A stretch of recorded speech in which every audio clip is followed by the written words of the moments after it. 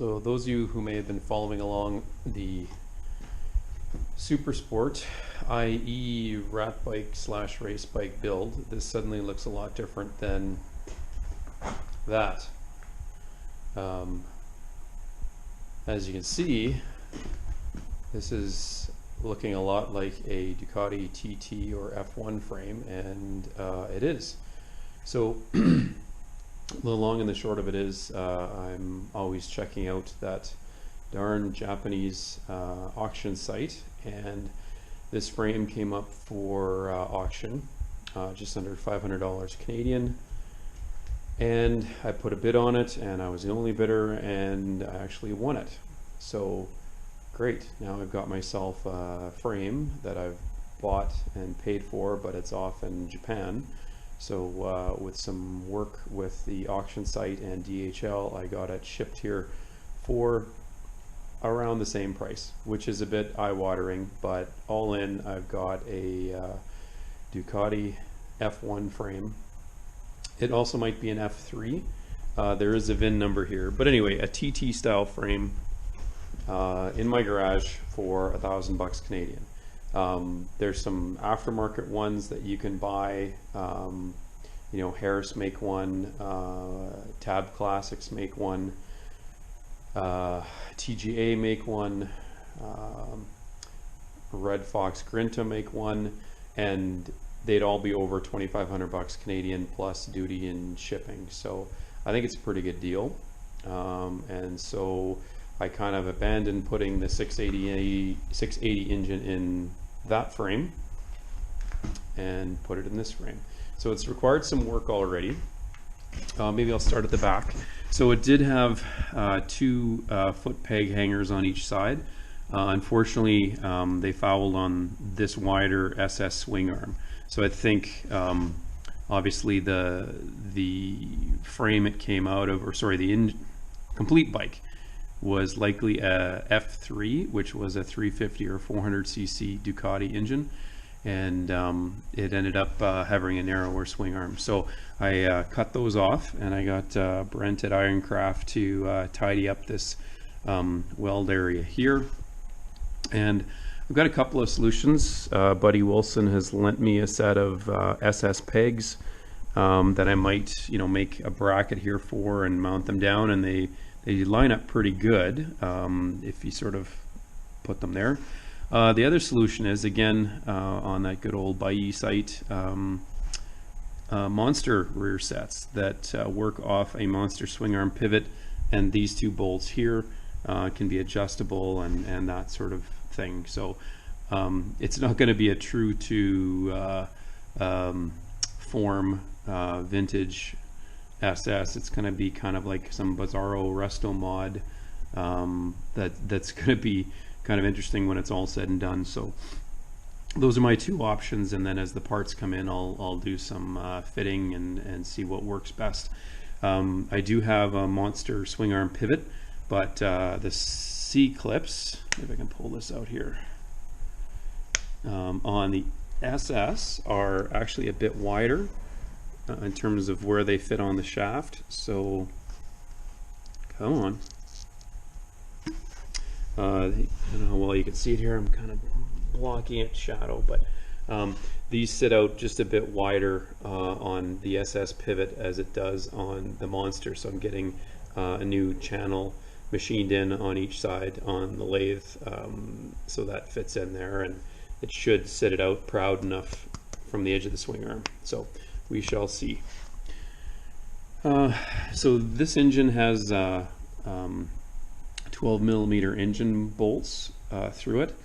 So I did have to drill out the engine mounts on each side and trim up a bit off the inside so it could actually sit over the edge of the engine. So I need to get some spacers made here, some top hat spacers that slide in there, and then the bolt is going to be, or a nut is going to be threaded on the outside of the frame, which I guess is fine. Like if the bike goes down, depending on, you know, what part it's grinding on, the bolts should protect the frame. But as you can see, engine covers are likely going to hit the ground first. So those are getting made over in the UK actually. There's a place online that'll custom make spacers for you, so I took advantage of them. Up top, we had to modify where the swing arm, the shock mount fit on this. It was a bit too low, and it didn't give the correct swing arm angle. So I fabricated these two mounts again, tacked them in place, and Brent at Cycle Boys finished it off with his beautiful TIG welding technique. He can get the torch down in there nicely, and this is 100 wall square tubing that I worked to work as a nice bracket. So this is a stock shock. It's not going to stay on here. It doesn't fit properly. The reservoir gets in the way, whether it's right way up or upside down. And even this being upside down, as the shock goes through its stroke, it'll hit the seat mount here. So I got my eyes on a YSS rear shock. They're decent, and you know, they're supposed to be a decent shock and a good price. So when the time comes, or when I get some spare change, I'll buy one of those. And I did set these up a bit wider and fitted some spacers just to give me a little bit of room to play around with and make sure the shock was in square. These were in the wrong orientation originally anyway. So not only did it create a wrong swing arm angle that's too shallow, but I had to cut one of them off anyway, and then just said, heck with it, I'll cut them both off. So you can see this area here has been channeled out here. The flat slides, which are inside right now, they needed that relief there to allow the throttle linkage or throttle cam or wheel to operate properly. So that's been hogged out, and for some reason this is probably a vent hole that they had as they were welding the frame together, and some moisture's gotten in there. So I've got a plan to get some rust remover liquid in there and sluice it around, drain it out, put some linseed oil or some oil preserving, tube preserving oil on the inside, and then maybe, you know, tap a little bolt in there to seal it up a bit better. So the frame was missing this tab here. So there's this one and this one. This is for a fairing mount. But it must have got broken off in transit, because I believe the pictures had them both there, which is fine. I'll likely have to come up with a different fairing solution anyway. And that's this here. So part of the reason why I'm 99% sure this is an actual TT frame is the nature of the frame mount here. So what I did today is worked this flat piece of steel. This is some 3/4 inch steel tubing, welded it in there. Pretty happy with how that weld turned out. Again, maybe it was a bit out of practice in the past, but I like how that formed up. Tacked it, of course, eyeballed it, tapped it back and forth to get it square, and I think that sits straight out from the headstock. There's a bit of movement here anyway with those mushroom head bolts, so if I need to adjust things slightly, that's fine. And the idea is that when I get the fairing on, I can adjust this for length. I think I've made it, you know, extra long, which is fine. Machine an aluminum piece that the fairing bolts to that, and so it's threaded, and then a male piece that sort of, you know, slides into this tube. Oh, I don't know, maybe an inch or two, and then either leave it or drill a hole through there and just have a pull pin, you know, just to keep it solid and keep it steady, kind of quick release. The OEM clutch was really heavy pull, so I bought an aftermarket clutch slave cylinder. Apologies for using that term, but that's the only way I know how to explain it. It was a Chinese one, so, you know, less than half the price of a new one and cheaper than some of the used ones. We'll see how it works. It's a 30mm one, so it should result in a lighter clutch. Replaced a couple of the Viton O-rings on the clutch rod itself while I had it out. and trying to come up with a battery solution here. Like I've already worked on the wiring loom and simplified it, and you know, the original TTs had a big heavy lead acid battery way at the back of the frame, and I've always found Ducatis to have a bit of rear weight bias anyway. Now granted, this is a lot lighter, but it will have, you know, exhaust pipes exiting towards the rear of the frame, which might monkey with the weight and balance. So the idea of having, you know, a lightweight battery or a lithium battery more towards the front of the frame is appealing. So I had collected this over the years. It's actually a Ducati Monster battery bracket that's actually supposed to sit on the vertical cylinder. But I thought, well, maybe I can adapt it to work on the horizontal cylinder with some spacers I've got there just mocked up. I'm not sure it'll work though. I'm a bit worried that even with a smaller lithium battery, as the wheel comes up through its travel, I always thought, you know, if under full compression, it might hit the cylinder head here.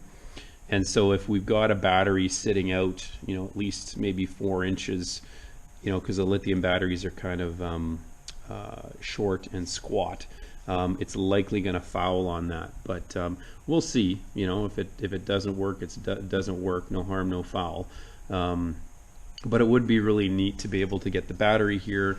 I'm working on a bracket to mount the coils and the igniters here, which, you know, would sort of centralize all the mass and even simplify the wiring loom anymore. The other thing too is that, you know, I'm at the phase where you take stuff off and put stuff on 100 times. I think this will clear the flat slide float bowls, but it might be pretty close. The other thing here too is that I think the fuse box, which only carries 3 fuses, might sit right here too, which would be kind of a cool solution. So I thought about mounting the battery here, but I think it would again foul on the float bowls here, and these aren't super strong. I guess I could rebuild them and reinforce them, but I've got an aluminum plate that I just need to cut out because I don't have a shear to fit here, and you know, to mount the battery there, I think would be a bit of a hassle. I could probably, you know, cut these all off and mount it here, but I want to. We'll see. I might rethink things and put the battery there and you know, hide it underneath this. So anyway, the thing is that there's lots of room here for that sort of thing. So I might just also say to heck with it, and when I'm waiting for parts to come in or before I start, you know, the final dry build assembly, which of course means I have to tear it down and rebuild it again, you know, get it all sandblasted and make it easy to cut and remove brackets and that sort of thing. So this is a neat little designed, it's a sandwiched piece of bracket here. Oops, you can see it. I'm assuming that's for a fairing bracket, so a little piece of aluminum will slide in there, you know, hole through it, and then use it to mount the fairing. And of course the big question mark is fuel tank, and that can be a pretty significant expense, but getting on one of those Ducati F1 forums right away quick, there was a guy out in Oregon that had an aluminum F1 tank, which was very rare. And you know, pictures are pictures. I doubt it's gonna bolt right on perfectly. Actually, I know it won't. But it's an aluminum TT tank. I am going to have to modify the bottom of it simply because the carbs sit right here, and it normally has a sump that comes down here to fill split carburetors. So there's been some again aftermarket ones built, extremely expensive. That I think that I got the tank for $600 US. It's about less than half price of sort of a custom made one that I'd have to modify anyway, and I'll just have to redo the bottom of the tank. Well, maybe I'll fabricate it again. Ironcraft will weld it for me just to get a smaller sump. And I've seen one online where the lowest part of the tank is kind of here. So then what it does, it leads a nice little low point that has a short little path from the bottom of the fuel tank into the float bowls of the flat slides. So yeah, like I said, a lot of work left to do, but it's one of those things where, you know, quite quickly things might you know, come together and get it up on wheels and that sort of thing. So we'll see. Like I said, hopefully this is a nice battery solution. Don't think it's going to work. And if that's the case, I'll either mount the battery up here, which would require cutting off these tabs, but I kind of want to leave that put and then again look at putting it towards the back. But a lithium ion battery is going to be a lot lighter than a lead acid one, which is what I have for now, just to get the bike running. So that's where we're at. Again, pretty significant change of direction, whereas before it might have been reasonable to think I'd have this bike moving under its own power this summer. Don't think that's the case here, simply because of you know, having to start and fabricate a lot from scratch. But the opportunity to make a proper TT bike is pretty exciting. So I didn't want to miss that opportunity. So stay tuned. We'll see how this works, how this comes together, and yeah, I'll have a neat little TT replica. Like and subscribe. Make some comments below.